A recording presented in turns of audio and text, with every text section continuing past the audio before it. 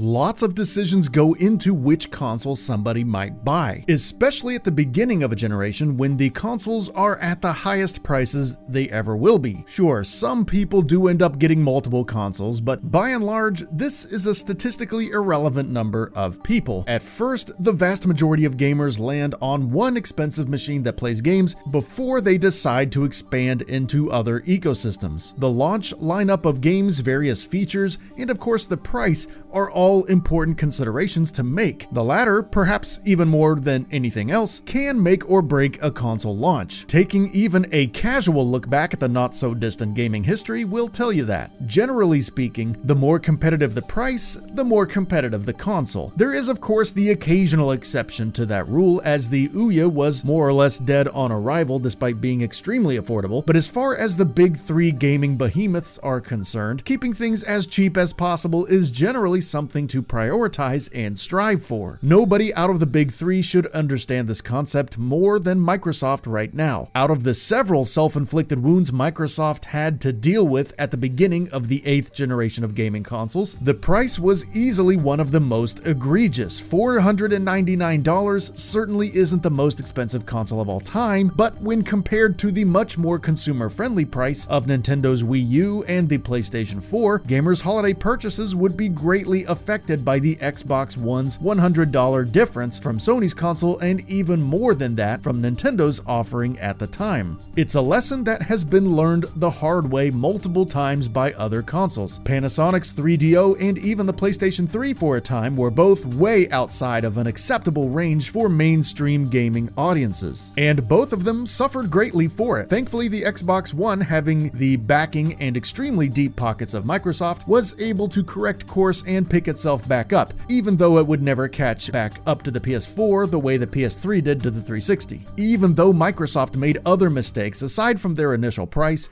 that was arguably one of the biggest drawbacks of their console at launch, if not the biggest, and set the tone for the rest of the generation for them. Even though the Xbox One did not overtake the PlayStation 4 at any point, or even come very close, it did ultimately turn things around and started selling at acceptable levels. Removing the camera as a mandatory accessory and backtracking on several other things certainly played a role, but one of the biggest, if not the biggest factor for the turnaround was that price officially being dropped to $399, where its competition was and had been for a while. So with that being said, it would follow that having a competitive price this time around would be extremely important for Microsoft's console. Seeing as how $499 did not work last time around, logically the assumption could be made that $399 would be a better target this time. But the decision of officially making it that price does depend on a few other things. A huge factor in deciding a price point is the price of the competition. Odds are Microsoft has an idea of what Sony is probably going to end up with and is trying to match it, but there's no way to know for sure. Even if Microsoft has some extremely good intel on Sony, these companies can be very nimble and change direction quickly if need be. So Microsoft is likely treading very lightly on this topic. With all of the tech that both the Xbox Series X and PlayStation 5 are likely to have crammed into them, a $499 price tag certainly isn't out of the question. Surely the consoles would justify that on paper at least. If these consoles are going to have what we think they will, they would theoretically be worth even more than that. With the lessons of the previous generation and even the lessons of the PlayStation 3's outrageous $599 price for their top-tier system fresh on the mind, it's unthinkable that we would have to revisit that particular error for either company in 2020. So it probably is going to come down to $399 or $499 US. This will likely mean that both Sony and Microsoft will be taking a loss on their systems for the first year or two, while making up for it with software sales. But the upside is that they stay competitive with each other and get their boxes into as many living rooms as possible. Microsoft has generally been pretty smart with its consoles' prices though. Looking back to the original Xbox competing with the PlayStation 2 and GameCube led Microsoft to slap a fairly competitive price on their first gaming box of $299. This helped the consoles sell well despite causing problems in other areas for Microsoft, as their manufacturing costs were quite high at the time. Nevertheless, the Xbox brand was propelled into the mainstream, and that helped with their next console, the also very fairly priced Xbox 360, which stuck with $299 for the base model and $399 for the optional 20GB model, which might have ruffled more feathers if it weren't for Sony's console launching at several $100s more and sucking all of the available scorn out of the air for themselves. Microsoft's only real major error in price ever occurred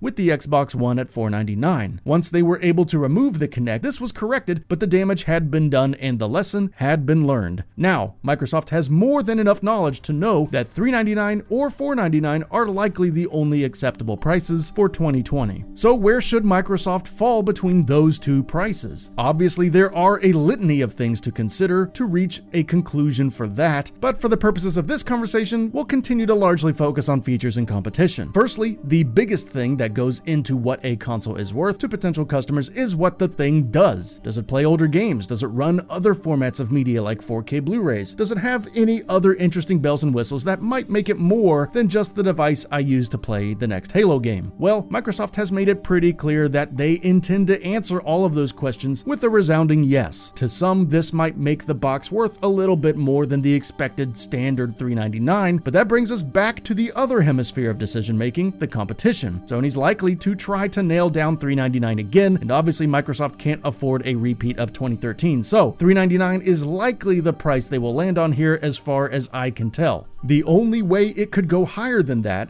is if both consoles go higher, or if Xbox feels they really can make the argument this time that their box is really worth $100 better than Sony's, and both ultimately are unlikely outcomes.